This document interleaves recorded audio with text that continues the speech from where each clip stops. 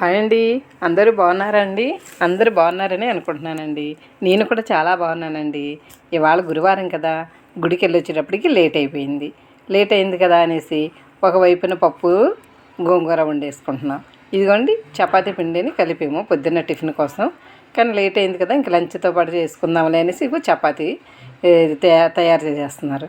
ఇదిగో పప్పు గోంగూర అయితే ఆల్రెడీ అయిపోవచ్చిందండి. ఇంకా తాలింపు ఒకటే ఉంది దీనికి.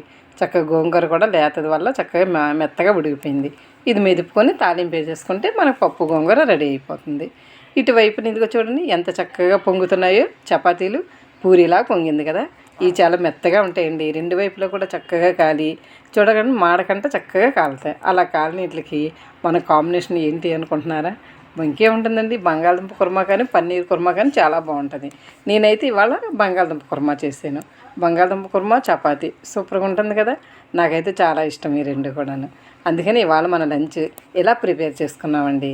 బంగాళదుంప కూరతోటి చపాతీ, రైస్ తోటి పప్పు గోంగూర, అప్పడాలు.